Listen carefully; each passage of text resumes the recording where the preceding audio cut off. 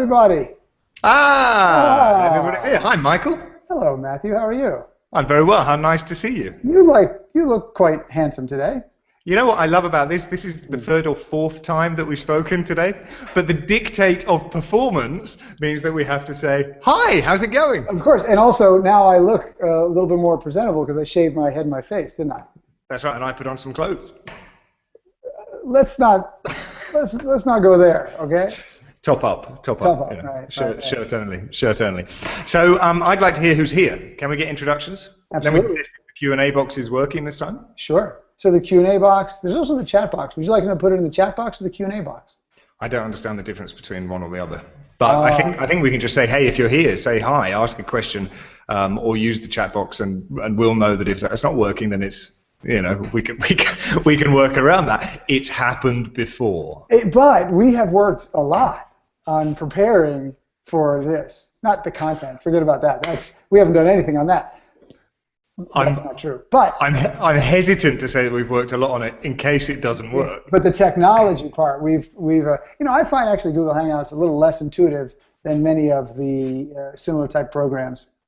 It's a wonderful program. I don't want Google to get upset with me or wipe me off all their search engine indexes. But Google, you're great. You're awesome. We love you. Oh, look, Dave's here. Dave Tran is here. Dave! Hey, Dave! Holy smokes! How are you, buddy? How nice to see you. That's great. I think people stroll in a little late. Peter, what's up? Do you know what makes me most excited? Peter, you make me most excited. But what makes me most excited about Dave, not only is Dave here, which is the best news I've had all day, but it works. Our question box works. And it worked before. But we didn't know that it was working, and then last time we hoped that it was working, but it wasn't. And now, at least, Peter and Dave, you've just validated our very existence. Now, interestingly, if someone didn't know us and they just tuned in, they'd be like, geez, these guys start online yesterday? Like, what? This is the first time they've... But no, we like to fool around a little bit, and I've been doing this for over a decade, and Matthew, now, what are you on, 6 years? 6 years. 6 years. 5.5 of those with me? 5.5 with you, and I think in another 5 years, I was just looking at my hairline. Yep. There's a close-up. I think in another five years, Michael, you and I will be looking like each other. That's right, but you'll have taken my place by then. Well, fingers crossed. Yeah. That's my master plan. Don't tell anybody. Yeah, exactly right. So, all right, let's roll. About today? Let's do it. Rob Carlson said hi, and there's a whole bunch of other people flying in now, so it's good. But let's get started. We're going to talk about book writing and selling today. Sure. So that's something you know a bit about. A little bit. So for those of you who don't know, I have written 5 books, and I just sold my 6th, which I started writing now, and I'll have 8 months to write, and will be out in the fall of 15. And I had sworn I was not going to do another book after 2009. Now, then I did the illustrated version of Book Yourself Solid, so I did a 3rd version, but that wasn't as much work for me because, of course, I'd already written it, and an illustrator, a visual strategist named Jocelyn Wallace, really did most of the heavy lifting because, of course, she did the illustrations. But starting from scratch all over, I said no, until I got inspired again, until I got reconnected to what I need to bring out. And so I feel pretty strongly that probably shouldn't do a book unless you are deeply connected to the why. Why are you going to do this? What's important about this? Why you have to do this? Why you can't not do this? So it's not just a business card. That's the whole thing. Hey, you need a book because it's a great business card, and you need to have something in the back of the room. So then we get this idea that, well, we got to have a book. It seems like everybody has a book because anybody can self-publish now. And then we do something that isn't great work because it's a huge amount of work to do a book really, really well. Well, Michael, I've seen this a lot recently with the Kindle publishing revolution, which I think is by and large an excellent thing for authors and for readers. The fact that anybody can write a book now. There is a whole subculture of people who are writing, and it's always existed, but it's even easier now of writing books purely for the profit. Yeah. I'm going to put together a 60-page guide on paleo diets, not picking on that industry, but they do seem to be pretty good at it. You know, how to eat clean, how to eat healthy, how to eat like a caveman, this stuff. And hey, what's more, I don't have to write a word. I can give it to an outsourcer in the subcontinent somewhere, and within 3 days, I've got 60 pages written. I can sell it, and I can create a whole series of them. And woohoo! And this makes for the death of the reader, right? The readership. Potentially. I mean, look, someone may do that really, really well. So at the end of the day, I don't think there's any one way to do anything, and I think that the quality is what's important. So if you can get, you know, someone else to write this in a different country and in 3 days, and it's absolutely brilliant, and you sell, you know, hundreds of thousands of copies, and it makes your name in the world, and it makes your business, I think that's brilliant. And who cares how you've done it? Who cares whether it's self-published or trade-published? None of that matters. So we'll give you guys our perspective based on our experience. And I've been writing these books since 2005. And the same book? Yeah, the same book. Actually, I know a few people who've been writing the same book since 2005. There's that great cartoon, wasn't there, from like Punch or somewhere, where I've just realized, I hope this works in American English, but two people meet at a party, and the other one says, "What do you do?" One says to the other, "What do you do?" Says, "Oh, I'm writing a book." And the other one goes, "Yeah, me neither." Or maybe you say me either. But the idea is, you know, neither of them are actually writing the book. Here's an interesting thing. Well, wait. Before that, I wanted to also let people know that Matthew has written a book in his own right, not associated with me, called How to Get a Grip. I'll show you that right now. So Matthew knows a lot about this as well, and he published with a UK publishing firm. Is that correct? That's correct. Yep. Big name firm, high street publisher, very good at getting books out the door, and I'll tell you a bit about that later if you're interested. So Matthew has experience with this as well. And Matthew, one of the differences between Matthew and I, besides his dashing good looks, is that he's a very fast writer. I'm not very fast. So Matthew can pump out many more pages in a day than I can. You'd agree with that, Matthew? Yep. Yeah. So we all have our own styles, and I never imagined in a million years that I would ever write books. When I was in high school, you could barely get me to write a 5-paragraph essay. I was not inclined to writing. But then, when I became a consultant, and I started thinking, well, I guess you're supposed to write books because, you know, isn't that what all the famous consultants do? And so I thought I'd, you know, try my hand at just writing every day, a little bit every day. And at first, it wasn't really working very well because I was trying to write the way that I thought you're supposed to write, the way that I was taught to write in school, the way that my father writes. He's an academic, and it just wasn't working for me. But then someone told me, you know, you should just write like you speak. You're a communicator. And I went, oh my God, duh. It was one of those light bulb moments that I couldn't believe that I wasn't seeing right in front of me. And then I started doing that, and day by day I got better, and I developed more skill at writing. And it is something that you can develop over time. I'm never going to write the great American novel. That's just not going to happen. But the kind of books that I'm writing are prescriptive books, for the most part.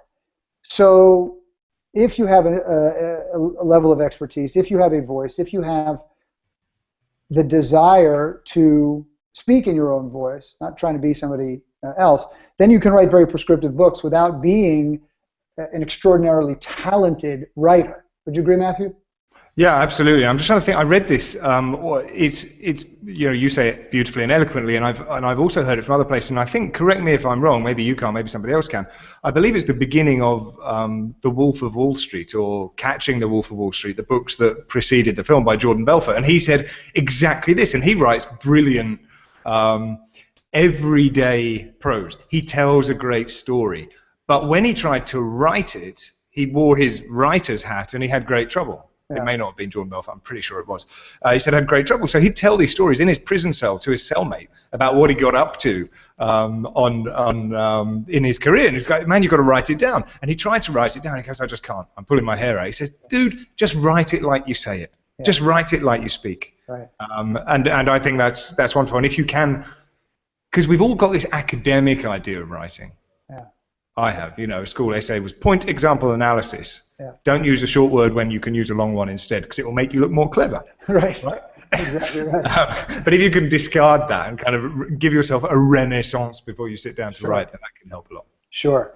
So yeah, agree entirely. So here's what I would do. I want to talk about book deals first, meaning a trade book deals with publishing houses, and I want to talk about book proposals, and I want to talk about how to sell book proposals. I want to talk about how to write books, and maybe even how to market books if we have time.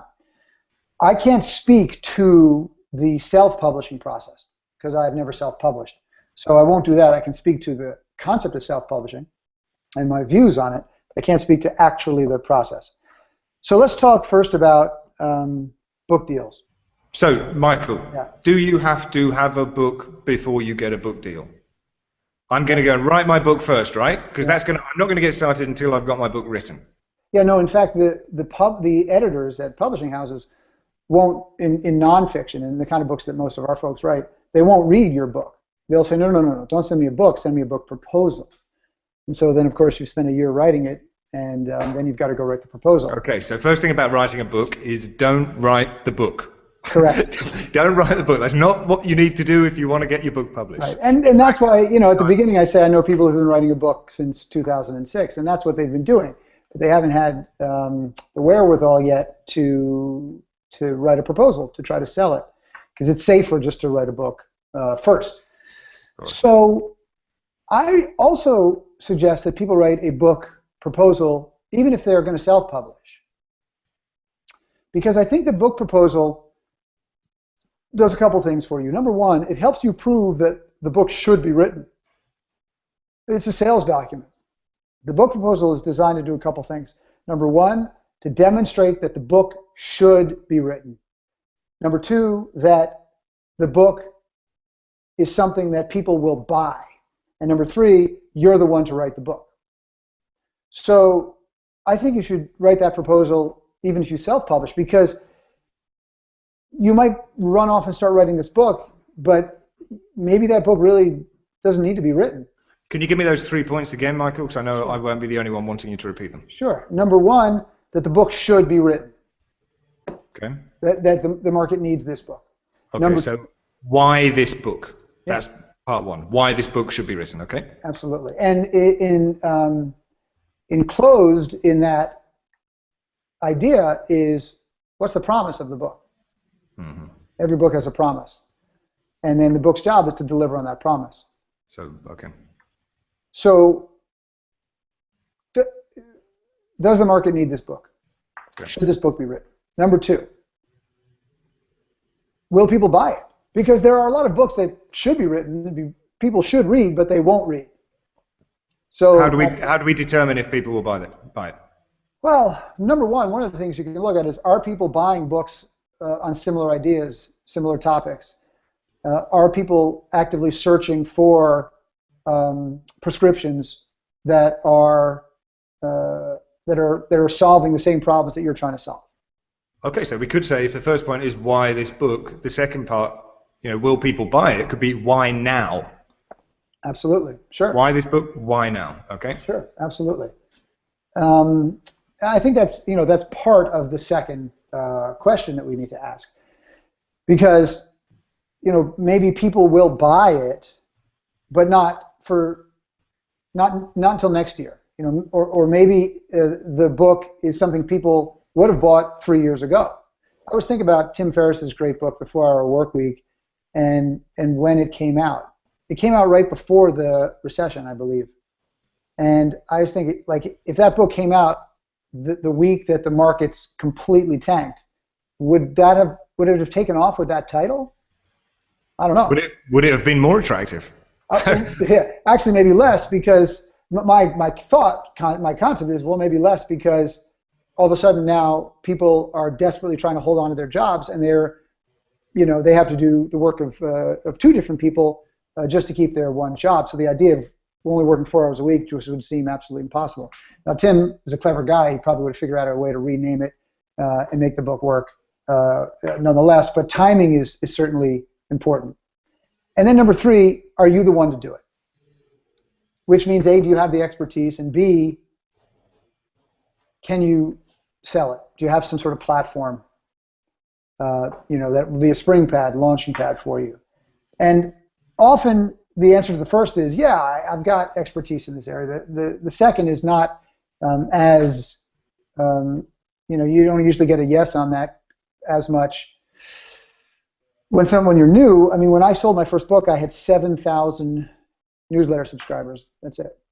The day I released it, I got another 7,000, so that was pretty cool.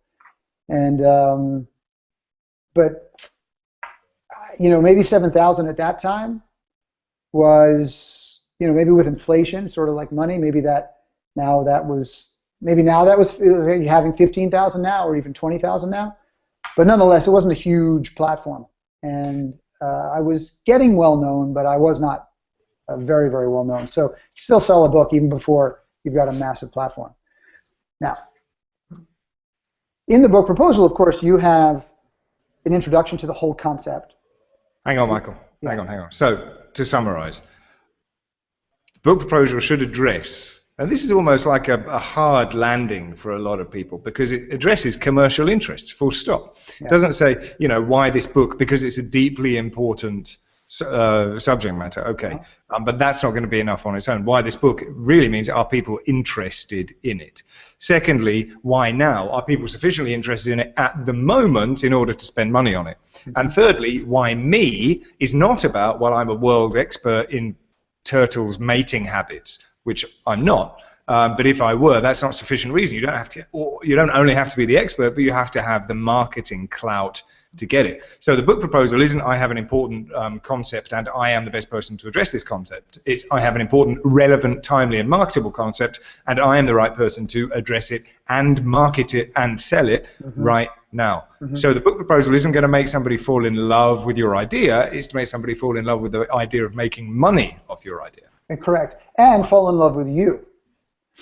If you're going to sell this, then the editor and the publisher are going to, they often want to meet you just to see if they like you and they want to work with you. So if you've watched Shark Tank, you might have heard them say that they invest often in the person more than the actual product. Because even if the product isn't perfect yet, the idea for the product, it has some merit, but the product isn't fully fleshed out yet, the investor looks at that individual and says, I think they can make it work.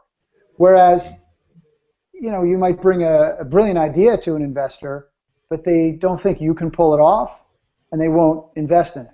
So the editors and the publishers are looking at it the same way. So when I just sold a new book 3 weeks ago, so when I was having meetings with publishers and editors, in this case, they all knew who I was, so they knew my track record. They knew the numbers of books I've sold, over my career, and they just wanted to know, well, would I like this guy, and do I want to work with him?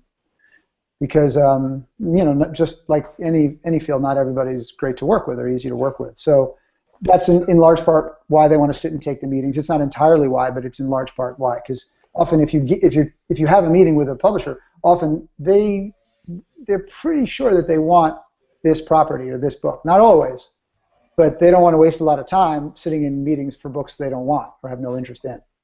So with your track record, did you even need to bother with a book proposal? Couldn't you just said, listen, I've got this idea, guys? Because you said people won't, editors will not read a non-fiction book. They'll say, give me a book proposal instead. In your case, you've got the track record, you've sold hundreds of thousands of books. Yeah. I was going to stop at tens as a joke. So tens of books in your career. It wouldn't have been very funny, so I'm glad I didn't go with that. But so why do you? I saw your book proposal, Michael. Yeah. It was 20,000 words. Yeah.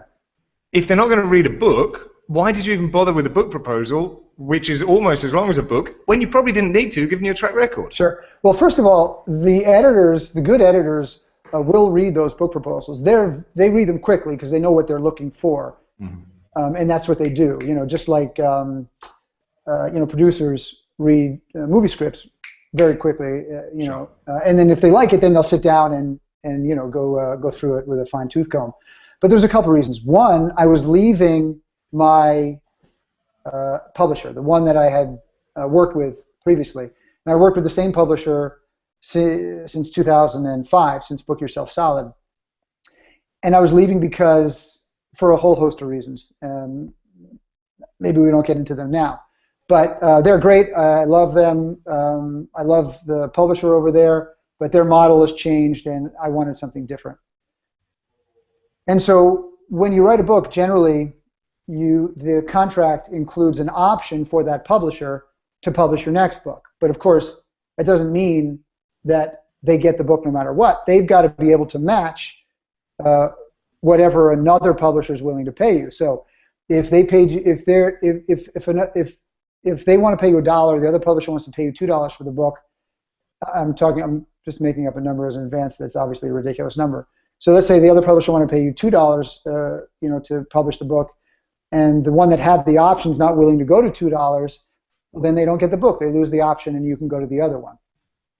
Of course, you're not obligated to take an offer from the one that gave you, is offering you $2. You can go, stay with your original publisher. And so we said, look, this is where we're going to start, negotiations at. And they said, well, you can't meet that. It's just not in their model anymore. They can't do it. No matter how much money I've made for them over the past, they just won't do it. It's just not what they do. And I also wanted, just a different collaborative experience. I wanted to work with an editor who was going to make my book better, really work with me on it, push me on the book. Previously, I would just write the books, hand them in, and that's, that was the relationship, which is great in many, many ways, and served me and served them as well. So. So why 20,000 words in your book proposal? Well, so it's not the number of words necessarily, but they were good words. Yeah, they have to be good words, but it also one followed after the other in the right order. But before that, let me just say the reason. So when I was over there, after I did my first book, the book proposals that I did for the publisher were abbreviated. They were basically a treatment. Here's the idea. This is what I want to do. Here's the outline. This is what I'm thinking. I didn't have to do marketing plans. I didn't have to do competitive analysis. I didn't have to show sample chapters because I already had a relationship with them. So that was pretty quick. When I'm now going out to a new publishing company, and I'm going out to the big publishing companies, and I'm asking for a large advance, and it's a new relationship, I have to prove to them that this book is worth writing, that this market needs this book, that this book is going to be different than the other books that are in its category. And number two, I want to show them how much work I'm willing to do on this, that I'm not going to rest on my laurels. I'm not just going to say, I got this idea for a book, let's do it together. So you want to keep upping the game, raising the stakes, upping the game, raising the stakes. Sure. And so, it makes a statement. Now, with that said, it doesn't mean that they like every single thing in the proposal. Any editor you're going to work with that's worth their salt is going to have ideas and say, well, I think you should try this. I'm not sure this works. Let's look at this. But it's the idea they love. They go, I get it. The market needs that. The promise is totally deliverable. That'll work. And this author can deliver the content, but he can also sell the book. So that's why I wrote the big book proposal. Okay. I've got two questions for you. John Acchetti has asked, what does the right guide to do this mean? What level of credentials do you need, or how do you get credentials if you haven't published before? Well, the credentials, I remember when I left acting in 2000 and actually 1999 or whenever it was, I talked my way into a job for which I was completely unqualified. I told them I was unqualified, but here's why I think you should hire me, and I was very lucky that they did. So I didn't have any of the certifications that were required for that job. They just overlooked it. They said, that's fine, we'll get you those later, or we'll just overlook them. So I don't buy into this idea necessarily of credentialing, but in the book proposal, the treatment will demonstrate your level of expertise, your knowledge. If the promise of the book is big, and in the outline of the book, in the synopsis of each chapter in the book, and the sample chapters demonstrate that you know what you're talking about, that's what they're looking for. He's an expert at this. He's great at this. Sure, but you can also choose your role, can't you, Michael? Like, if you're not the expert, you can be the researcher. There's Philip Delvez Borton, or Boughton, I believe his name is. He's the guy who wrote What They Teach You at Harvard, or What They Don't Teach You at Harvard, one of those books. Yeah. He had the credentials because he'd done it. And he was a writer as well. So obviously he was well experienced to say what his experience at Harvard was when he was doing his MBA. And then his second book, which is vastly underrated, is called Life's a Pitch, and it's lessons from the world's greatest unknown salespeople. He goes to Turkish carpet salesmen, he goes all around. But he's not a salesman. But it didn't matter because he was the interviewer, he was the researcher, he was collating this. Dan Pink's first book was called Free Agent Nation. And he was a speechwriter at the White House in the Clinton administration. But then he went out to write on his own, and he was really interested in free agency, this idea of how so many people were becoming free agents in our culture. And not sports free agents, but independent contractors. Sure. And he went out and did a whole big research project. He traveled the country, he talked to different people, and he wrote about it. And that's exactly what he did.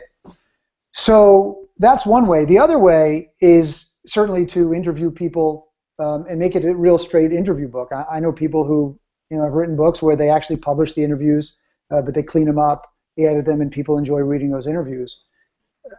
You can write a book where other people write the chapters for you. I'm not a big fan of that. I don't want to spend my time writing a chapter for someone else's book and then I promote it for them. That's not my thing. But and I also am not crazy about schemes where you pay to be part of a book writing thing, so you can say I've written a book, but really it's just a chapter in the book.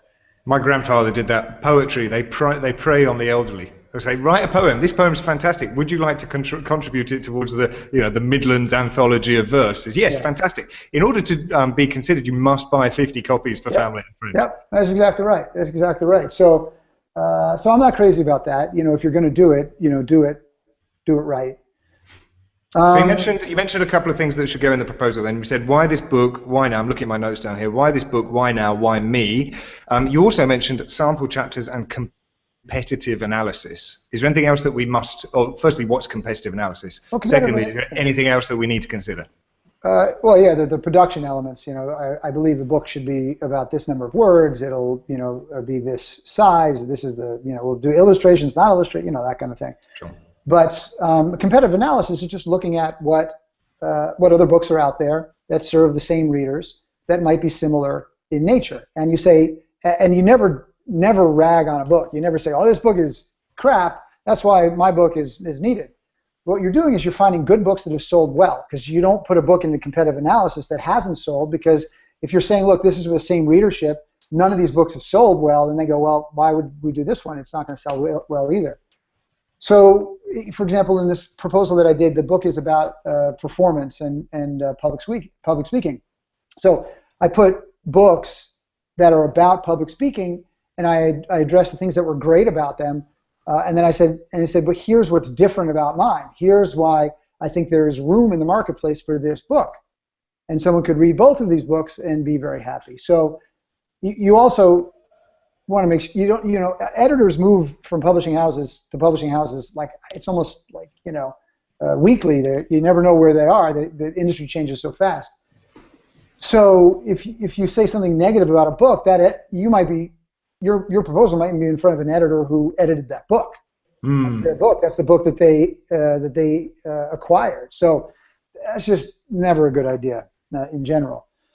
So yeah, I mean, look, there's a book called How to Write a Book Proposal, which is a good book. I would have liked to have seen the proposal for that. Right? It would have been meta. Yeah. Although I didn't use the book to write my proposals, I know of people who say the book is really great. So just for the record. So we've got our book proposal written. Now we've got to sell it. We've got to sell it. How do we sell it? Do we need an agent? Do we knock on publishers' doors? Do we build relationships through Twitter? Do we show up on their doorstep? Do we send them pizza? Do we ask a friend of a friend to get introduced? How do we get into the process of selling this book? Who do we sell it to? Do we have to sell it to an agent? Do we have to sell it to a publisher? Do we speak to the assistant? Do we speak to the head of the agency? I tell you, because my experience was, I was writing a blog, And when the blog was about 8 days old, somebody said, "Hey, this would make a great book. Would you like to write a book?" And I said, "Yeah." So I really don't know. I've gone through this, but I've never done it. I was the luckiest guy in the world. Sure. I like to think you make your own luck sometimes. Yeah, sure. Definitely not in this case. Yes to all of your questions, I think is the easy answer. You don't know how things are going to roll. That's just it. There's a way that things are typically done, and then there are outliers. So you want to understand how things are typically done so you can follow that protocol. But if you see an opportunity to work outside of that, then you jump on it, you take it. If you've got a good friend who is close, who's a successful author, and they're willing to introduce you to their editor, you say, "I've got a great book. Here's my proposal." The editor say, "Yeah, I'll look at it." So if I ask, for over the years, I would introduce my editor to different people that I thought would be good writers, and my editor would say, "Hey, Michael, do you know so and so? Because I want to talk to them about doing a book." Because they're out there looking for people like Matthew, who would be great authors to work with, to have on their list. So it can go all those different ways. Now, the book deal that I just did, it wouldn't have rolled the way it rolled without a great agent. My agent is Stephen Hanselman. He represents Tim Ferriss, used to represent Michael Gerber, represents Jack Canfield, represents Ryan Holiday, John Janst, and I think Lois Howes recently. So, he brings so much to the table that working with him makes the proposal better. He's got the relationships. He used to be the head of publishing the head of business for publishing for HarperCollins. So he knows both sides of the business very, very well. And yet, my very first agent was somebody that, and I met Stephen years ago at Michael Gerber's house, at Michael Gerber's birthday party. And we just talked, and I had an agent, and we just developed a relationship, and he stayed in touch. And then I knew it was time to leave the agent that I was working with. So I said, "Hey, Steve, let's talk." Signed some papers, and then we went from there. But the very first agent I got, I got through my ex-wife. I was married at the time, but I said, "Hey, remember that lady that you used to teach yoga to? Wasn't she an agent or something?"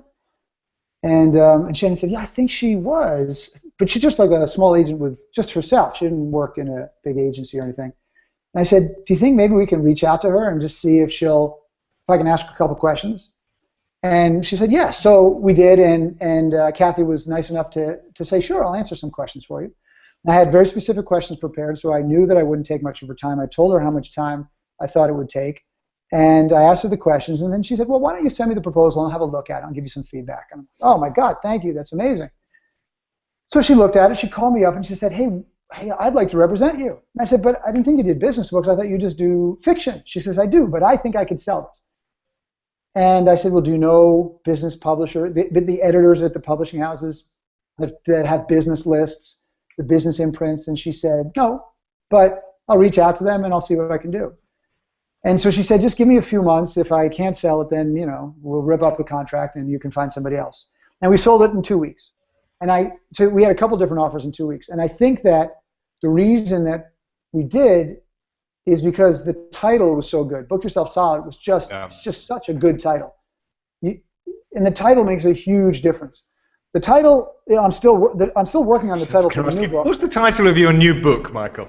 I don't know. The title that was on the proposal, I called the working title. Sure. It represented the idea, but I told all the editors that I said, "Look, this is not going to be the ultimate title, but it just gives you an idea."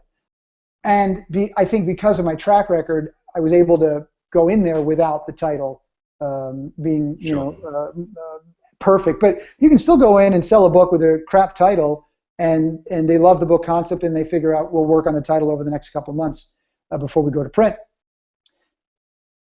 And yeah, so these editors just got on the phone with me, I think, because of the title right off the bat.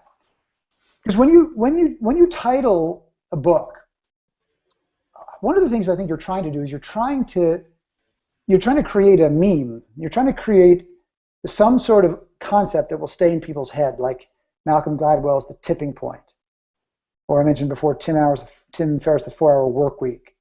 You know, there are certain titles that stick in your head because the concept is so powerful. And Book Yourself was one of those titles because it's a phrase that people said. Just like Tipping Point is a phrase that people said. 4-Hour Work Week is not. But a lot of very effective titles are phrases that people use but have not been used as a book title. So people would say all the time, are you book solid? I got to get book solid. I need to book my calendar up. I want to be book solid.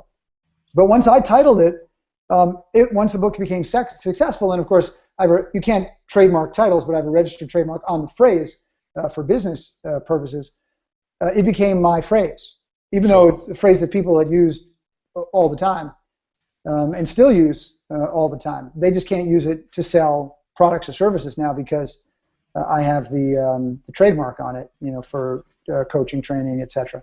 So I know what some people are going to be listening. Some people listening to this, I'm sure, or watching us now. Hey guys, are going to be saying, "Yeah, okay, Michael, but you were at, you know, Michael Gerber's birthday party. I don't get invited to things like that." And the answer to that is, well, I know what the answer is. I know what the answer to this is.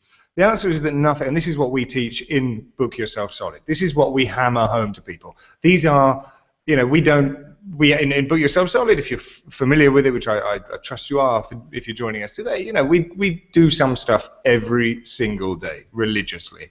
And that stuff is aimed at improving our relationships, professional and personal. And not only improving the ones we have, but building new ones. And if you don't do that, don't be surprised if you can't meet an agent. If you don't know someone who's 6 degrees away from Kevin Bacon, you're not going to meet Kevin Bacon ever. And you've got to proactively pursue that. Right. So the same thing applies. You know, how do you meet an agent? You identify agents. You get to know them. That's it. I mean, that's how it goes, right? Well, look. So let me give you let me dig a little deeper into the Michael Gerber example, because I wasn't really good friends with Michael Gerber at the time, but we had maybe one quick networking conversation because Michael Gerber had left the eMyth organization and was starting something new, but he really had no experience with online marketing and email sales processes. And I knew somebody that was working with him, and that person said, let's get on the phone with Michael Port. Maybe we can ask him some questions. So here I found myself advising Michael Gerber on something, which kind of blew my mind at the time. This was like 2003 or 4.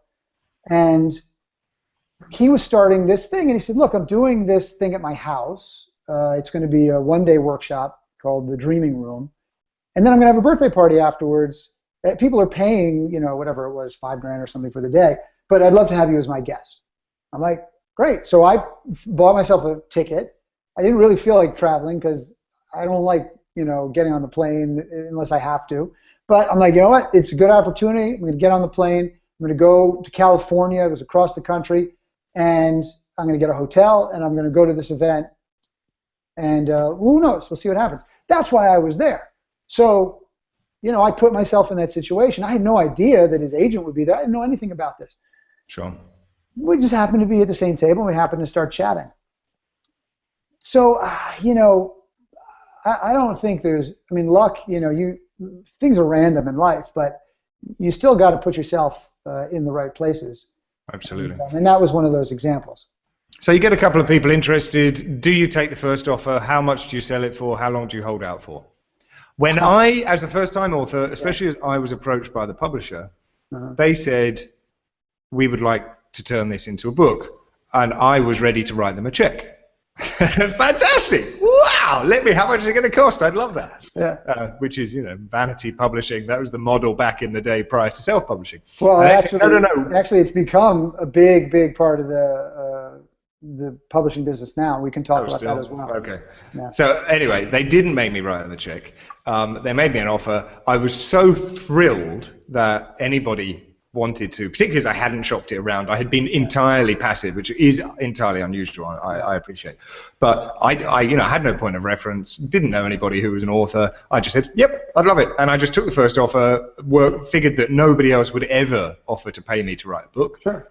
So I just took it. And you know, after that, I got to know agents who reached out to me as a result of being a published author, and I got called by a large agency in LA, WME, So they called me and they said, we've seen your blog. We're thinking about turning it into a reality, or sorry, not thinking, we'd like to talk to you about turning it into a reality TV show. And I said, well, that's fantastic. Have you seen the book? Oh, no, we didn't know you had a book. Do you already have an agent? I said, well, I actually don't. I signed directly with a publisher. Can we have a look at the contract? And I said, yeah, of course you can look at the contract, no problem at all. And it turns out I'd signed over the rights to my next born child, no matter whereabouts in the universe he or she may live. That wasn't a problem. Managed to wrestle it back. But I suppose this is a very long-winded way of saying I was just so grateful that anyone wanted to publish my stuff. Sure. I shut my eyes, signed the contract, had the first offer. Sure. Could I have done it differently? Yeah, probably. You could have done it differently. But look, advances on books are just against royalties. So if you don't earn out your advance, look, if I'm getting multiple six figures on an advance and I don't sell enough books to earn that out, that's not good. The next one I want to sell, they say, look, we can't give you much money because you didn't earn out the last one.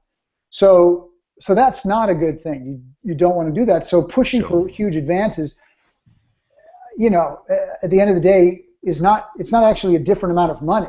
It's just it's just up front instead of on the back end of the actual sales of the book.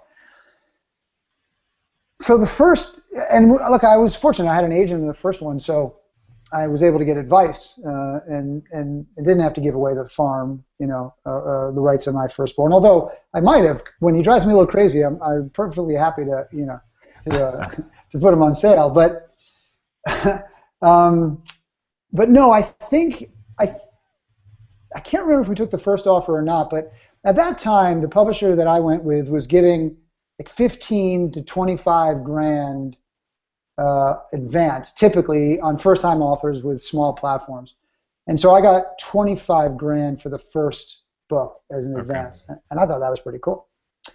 And, then the agent takes 15%. And in that case, I got half on signing and then half when I delivered the manuscript.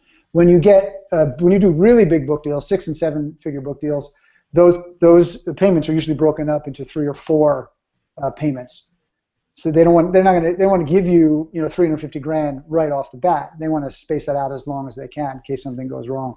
So maybe you don't know the answer to this, but could a first-time business book author who is not a celebrity elsewhere, and I say celebrity like an enormous blog, enormous online following, Tim Ferriss style person, could a brand new first-time business book author now, a decade later, expect to get a 25 grand advance, or would it be a 5 grand advance? Or maybe you don't know the answer. Again, every situation is going to be different, and I don't know. I really never like to say no, this can't happen, because again, there's always outliers. But the publisher that I started with was paying advances like a typical publisher at that time. But over the years, they changed their model some. It didn't change for me because I was already an earning author for them. But I would send over colleagues who were successful and had platforms, and they would be offered book deals, but then they were asked to guarantee a certain number of books sold, pre-sales, which meant, we'll do your book, we'll publish your book, and if you guarantee that, to buy 3,000 copies of it. That's not a publisher buying your book, that's you paying them to print the book and put it in bookstores. And that might be $30,000 that you're paying them for the book. Mm-hmm. I mean, to do the book deal. So that really, that model seems to be working for some of them, but it's certainly down. And for some authors, no doubt. And for some authors, no doubt, for sure. But it just, you see a lot of that now. So even that's one of the big publishing houses is doing that. But that's not different than self-publishing. So if you do that, but yet you're only going to get 10, 15, 20% of royalties for every book that's sold, I'm not sure what the point is there, except maybe they can help get into bookstores, but there's such a little bookshelf, they can't guarantee that they're going to get you in all the bookstores anyway, and most of your sales are going to come online. So at that point, you ask that question, well, should I do that or should I self-publish? And maybe self-publishing is the answer in that case. But a really great book idea, the great marketing plan, if something gets hot and it's timely and the editors get excited and goes into auction, you might get a big offer on a first book deal. It is certainly possible. It absolutely is possible. So how many books do you have to sell before you can retire and count your money? Because there's billions and billions of money of dollars in writing for authors, isn't there? I mean, you write one book, it's a home run. You can just retire and live anywhere in the world, right? Oh yeah, absolutely. Never work again. Look. I was looking just the other day at the top selling books of all time on Wikipedia. Mm-hmm. And we're talking about, like the Harry Potter series, like hundreds of millions of copies sold. These books, we're talking about hundreds of millions of copies sold. Even like the Purpose-Driven Life sold 25 million copies or something. So if you sell 25 million copies of a book, you probably wouldn't have to do other work. You're going to get a couple bucks per book. You could probably pay your rent on $25 million or $50 million. But I'm selling a couple 100,000 books. So, if I make $1 million on my books over 5 years, that's, with all due respect, every penny means something, but that's nothing. All the money for me, of course, is on the back end. But it's nice to make some money on it too. That's great. But until you're selling books like Tim Ferriss has sold, over 1 million copies of his first book and 900,000 of his second book, when you're getting to there, you're making a lot of money on your book, certainly. But still, most of the money a guy like that makes is going to be on the investments that he makes and, his speeches. He's getting paid a lot. So still, nonetheless, you're generally not making big money. And this last book I sold is multiple six-figure advance. So obviously there's a little bit coming in there from that. Okay. So will you lend me $5? You have access to my bank account already, so you can just clean that and go wherever you want. Right. Okay. So how do we write the book then?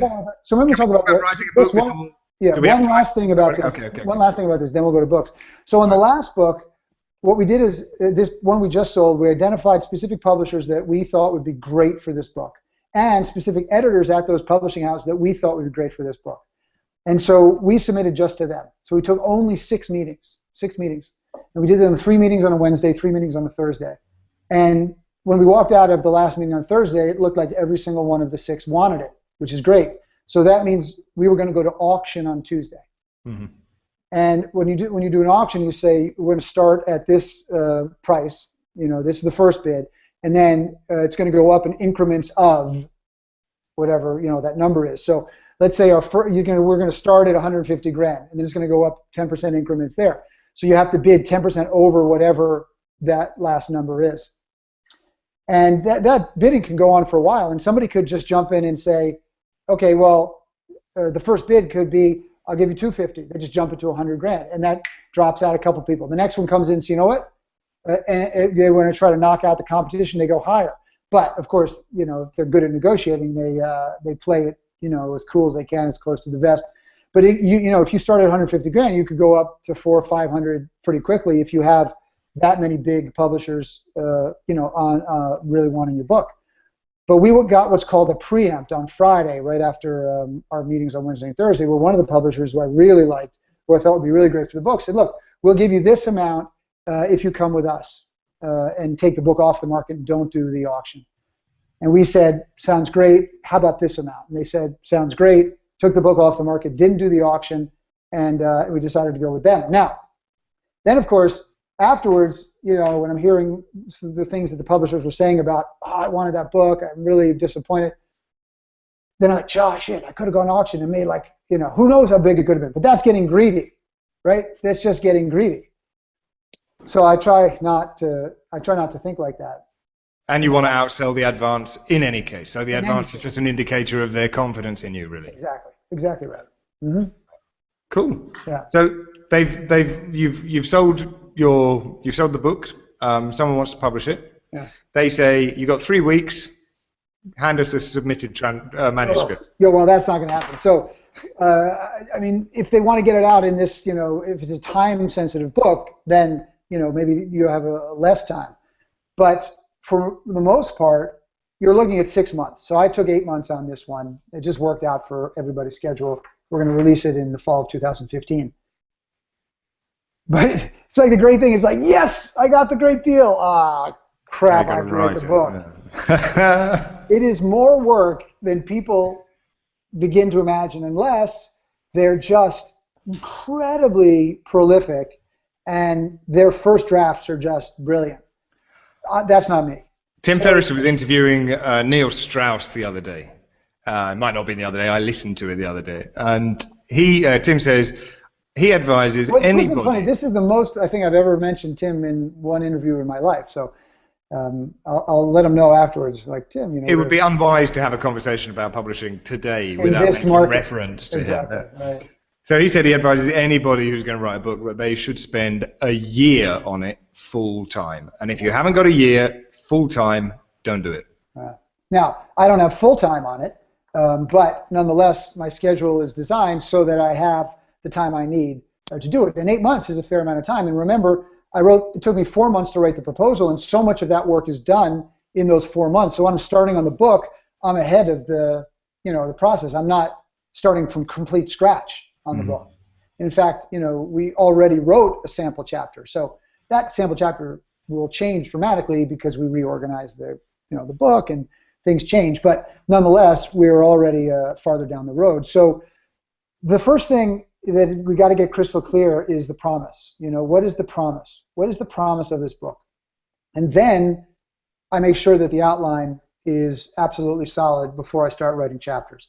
So you mean also almost a table of contents? Yeah, that is absolutely. The table of contents is 100% set.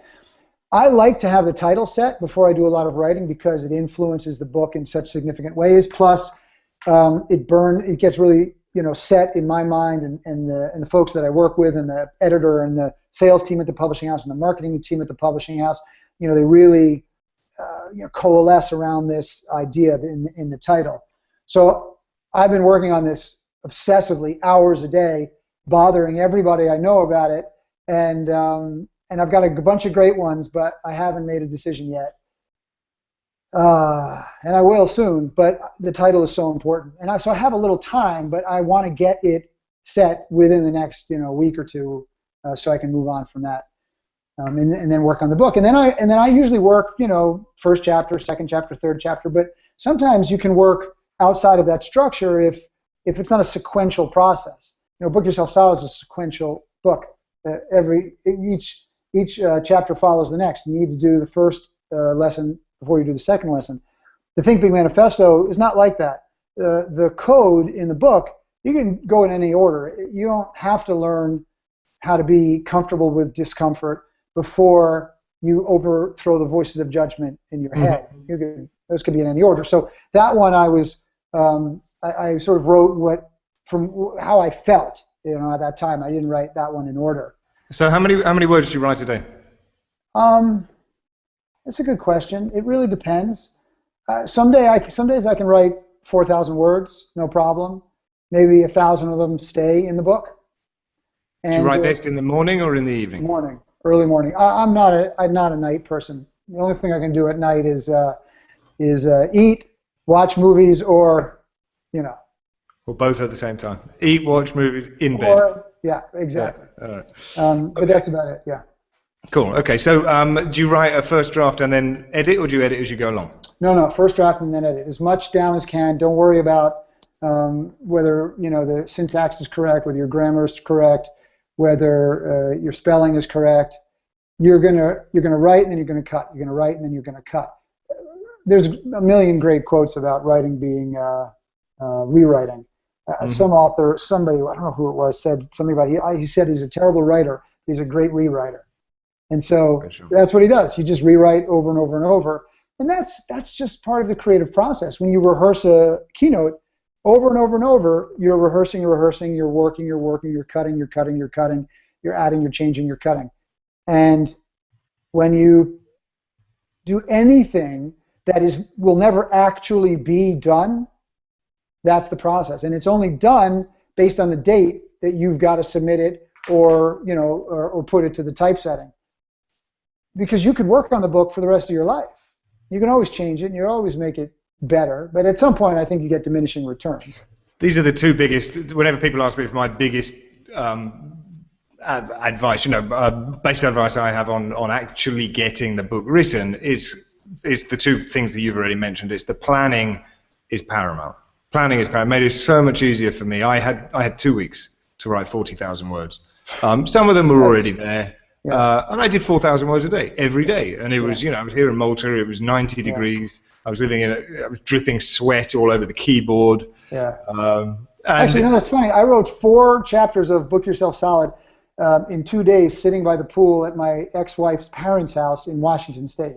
You just wanted to get away from your ex-wife's parents. Oh, they're great. They're great. I'm sorry, ex-wife's. No, I still talk to my ex-wife's mom. So no. That planning out was absolutely crucial. I didn't know what I was going to write until I planned it out, and because my book is a personal development book, how to get a grip. There were some big universal themes, so I said, I've got to write a lot on different things. So the more themes I can come up with, the easier it's going to be to do 500 word per section. So I thought, okay, health, and then health, your body, your kidneys, your lungs, your toes, your sleeping habits, your eating habits, and all of a sudden I had 6 chapters within the health module or the health part. And then I thought, relationships with your family, relationships with your lovers, relationships with other people, other people's children, relationship with your own children. All of a sudden that was 6 chapters. But without that planning, I would have been utterly stuck. But the second big thing that you mentioned there is the deadline. Without the deadline, it would never have been written. Never. I can procrastinate like the best of them. But without these, which is why when you and I and our team have a meeting, we discuss what's going to be done, and then the final question is always, by when? Yeah, always. Because without that, all of us would be inclined to float off and drink beer. Well, you wouldn't drink beer, but I'd be more than happy to kill time with a pint rather than do what needs to be done. Exactly right. So there's a couple questions coming in, and I'd love to answer them if we can. I said we will talk about book marketing if we have time to get to it, and that was my if, so I didn't make the promise we'd do that. No time for that, but nonetheless, I know we covered a lot. And there are questions about some of the things we've covered. So in the Q&A box, if you have additional questions, put them in now. I know we only have a few more minutes left, but I'll get to the questions nonetheless because I love you guys and you're an amazing audience. I don't think I'm seeing them all, Michael, so I can't prompt you. So Peter said, Michael, you're dyslexic, like me.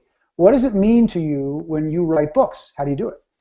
So yes, I am dyslexic, and I can't spell very well. That's never going to change. So I just say, whatever.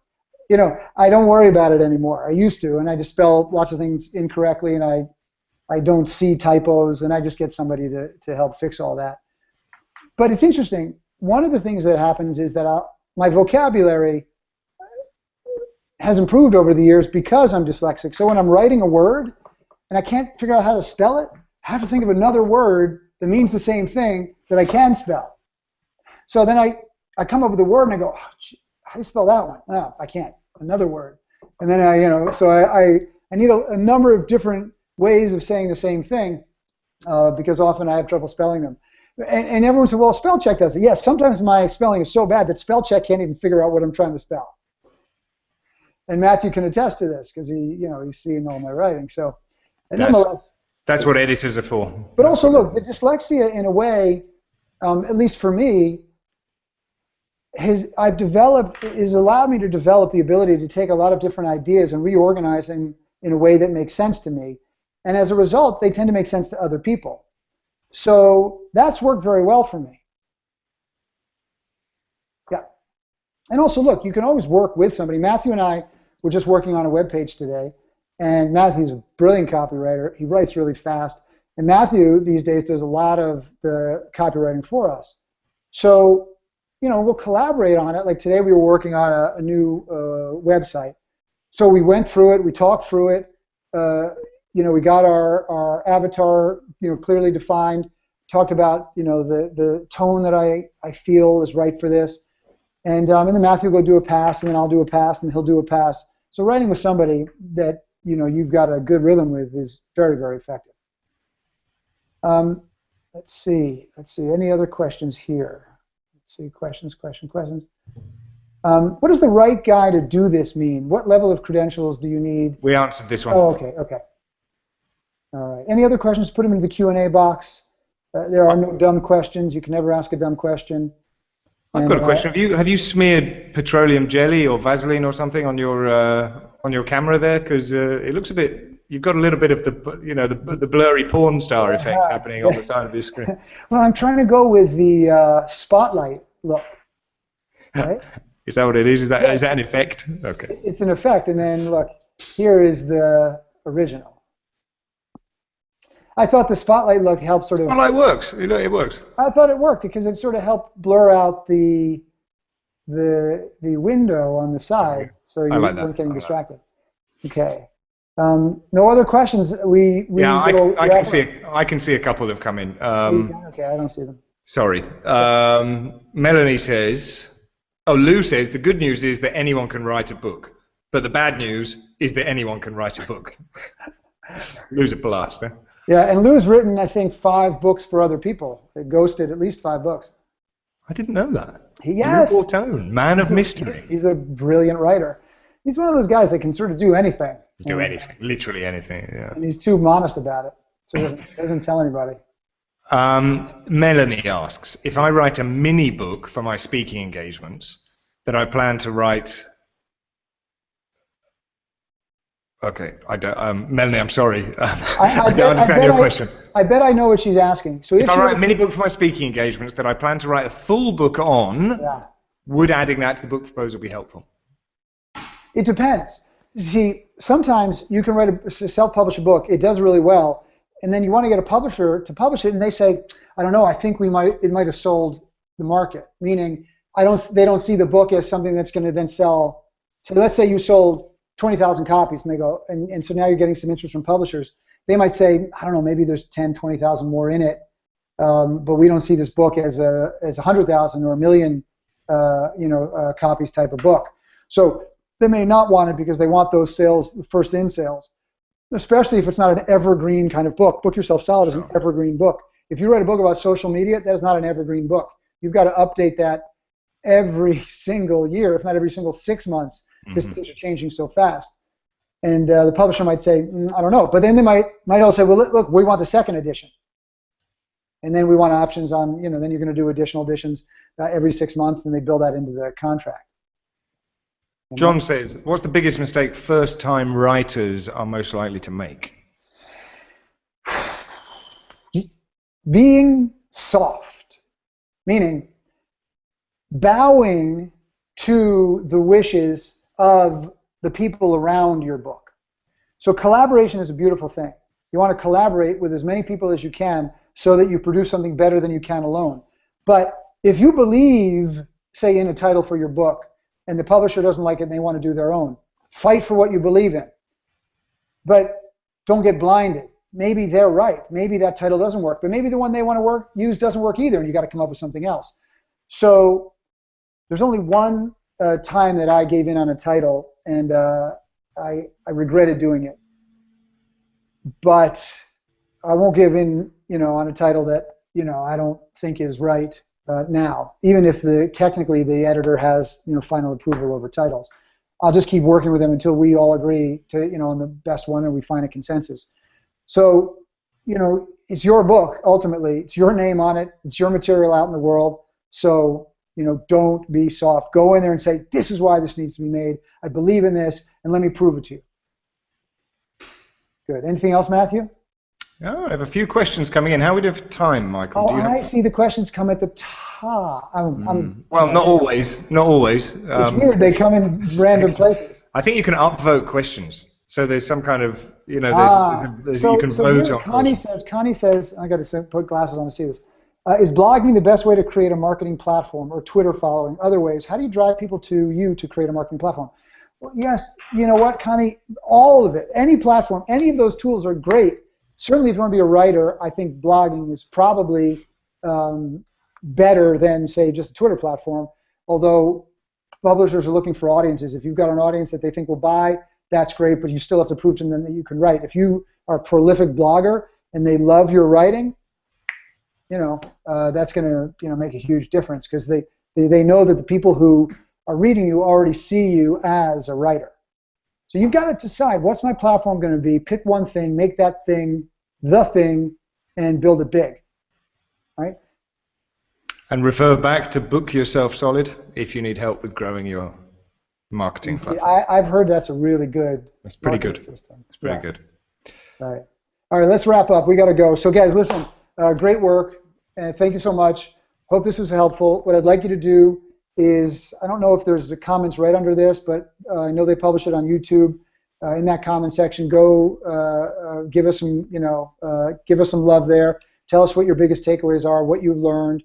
Go ahead and like it. If you think more people should be learning from us, then you'll have done a good thing today. So thank you very much, Matthew. And I think also, Michael, maybe my final thought would be that you should probably go and see what we've been talking about. So go and buy a copy of Book Yourself Solid. Yeah. Buy a copy of How to Get a Grip. In fact, in the latter case, buy several copies, because you're going to have to give them to your friends as gifts as well. So let me show you. I think let's see. I'm not sure if this is it or this one, but you can go to Amazon, just search on Michael Port, and you'll see all my books. And what I'd recommend is you read Book Yourself Solid Illustrated and Think Big Manifesto. The reason is because you'll see they're very different kinds of books. You'll see that Think Big Manifesto is a message book. It's fast, it's punchy, it's like a shot of wasabi, right up your nose, and you can read it in a few hours. Book Yourself Solid is really, it's really a coaching program. You're not going to be able to read that and do all the work you need to do in it in 2 hours. It is a modular book. It is a sequential book. It is a prescriptive book, and they're very two different styles of books. And so you'll get a sense of what's the right style for me based on those two books. Cool. Thank you so much for joining us. Join us next time. Tell your friends. Anything we can do for you, write to us. questions@michaelport.com. And thank you so much for joining. Thanks, Matthew. You're the best.